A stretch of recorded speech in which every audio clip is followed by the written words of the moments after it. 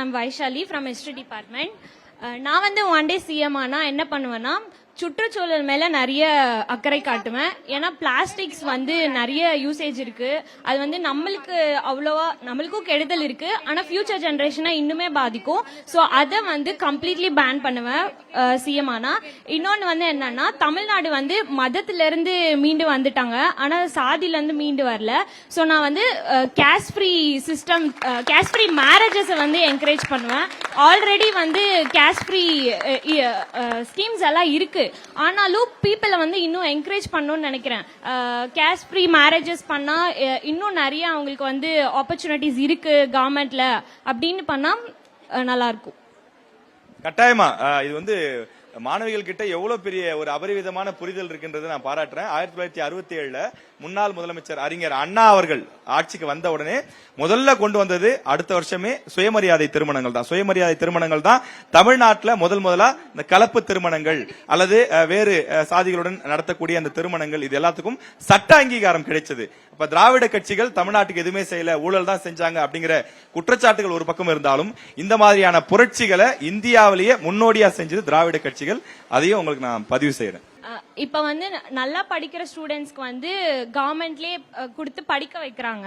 ஆனா நல்லா படிச்சும் அவங்களால வந்து சரியான மார்க் எடுக்க முடியாம பாவர்ட்டினால அவங்க வந்து படிக்க முடியாம போகுது. அந்த மாதிரி ஸ்டூடெண்ட்ஸ் வந்து என்ஜிஓஸ் வந்து எடுத்து படிக்க வைக்கிறாங்க. ஆனா அதை கவர்மெண்டே எடுத்து பண்ணா இன்னும் நிறைய விமென் லைக் மென் ஆல்சோ அவங்க வந்து இன்னும் நிறைய பெரிய ஆப்பர்ச்சுனிட்டிஸ் வந்து போவாங்கன்னு நினைக்கிறேன். இப்போ எல்லாரும் நினைக்கிறாங்க கவர்மெண்ட் ஹாஸ்பிட்டல் போனா வந்து நல்ல ஒரு மெடிசன்ஸ் இருக்காது, ஒரு கிளீனா இருக்காது, அங்க நல்லா பாத்துக்க மாட்டாங்க. அதே மாதிரி கவர்மெண்ட் ஸ்கூல்ல படிச்சா நம்மளுக்கு நல்ல நாலேஜ் வராது அப்படின்லாம் நினைக்கிறாங்க. நான் முதல்ல சிஎம்ஆ வந்தா பிரைவேட் ஸ்கூல்ல விட கவர்மெண்ட் ஸ்கூல் ஜாஸ்தி அந்த மாதிரி ஒரு சட்டம் கொண்டு வருவேன். அரசாங்கத்துல கிடைக்கிற எல்லாமே எல்லாருக்கும் கரெக்டா இருக்கும், இருக்காது அப்படின்னு நான் சொல்றேன். வருங்கால அகல்யா சிஎம் பேரு Ahalya. I am Yogalakshmi, department of commerce. நான் சிஎம் ஆனேன் அப்படின்னா ஃபர்ஸ்ட் வந்துட்டு எஜுகேஷனல் சிஸ்டம், இப்போ கவர்மெண்ட் ஜாப் அப்படிலாம் வந்துட்டு நிறைய கம்யூனிட்டி வைஸ் பிரிச்சு வச்சிருக்காங்க.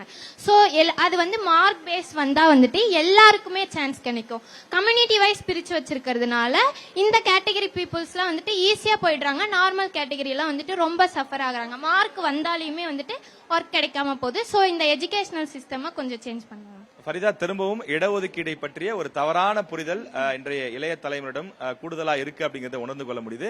தயவு செய்து மறக்காம இந்த நிகழ்ச்சி முடிந்ததும் இடஒதுக்கீடுனா என்ன, இடஒதுக்கீடு ஏன் வழங்கப்படுகிறது அப்படிங்கறத நம்ம படிச்சோம்னா ஒரு புரிதல் ஏற்படும். உங்க கருத்தை நான் பாராட்டுறேன்.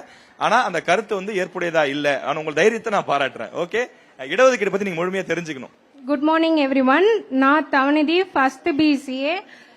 நான் சிஎம் ஆனேன்னா இப்போ வந்து நம்ம பக்கத்து ஸ்டேட் கேரளாவில் வந்து எப்படின்னா ஃப்ரீ எஜுகேஷன், இப்போ நிறைய சலுகையெல்லாம் கம்மி பண்ணிட்டு ஃப்ரீ எஜுகேஷன் தராங்க. அதே மாதிரி நானும் வந்து இப்போ ஒரு தேவையில்லாத ஒரு விஷயத்தில் வந்து இன்வெஸ்ட் பண்ணாமல் இப்போ நிறைய டேக்ஸ்லாம் கலெக்ட் பண்ணி அதுலேருந்து ஃப்ரீ எஜுகேஷன் தருவேன். அப்புறமா வந்து இப்போ ரெஸ்ட் ரூம், பப்ளிக் ரெஸ்ட் ரூம்லாம் வந்து இப்போ ஜப்பான் பார்த்தோன்னா ஒரு அது நம்ம யூஸ் பண்ணிட்டு வந்தோடனே அதே ஆட்டோமேட்டிக் கிளீன் பண்ணிடுவோம். ஆனால் இங்கே வந்து அப்படி இருக்காது. இப்போ ஒரு பப்ளிக் ரெஸ்ட் ரூம்குள்ளே போகவே நம்மளால முடியாது, அப்படி இருக்கும். அது வந்து ஒரு பர்ஃபெக்டாக ஒரு ஜப்பானோட நம்ம நல்லா டெக்னாலஜியாக நான் எடுத்துகிட்டு வரத இருக்கேன். தேங்க்யூ.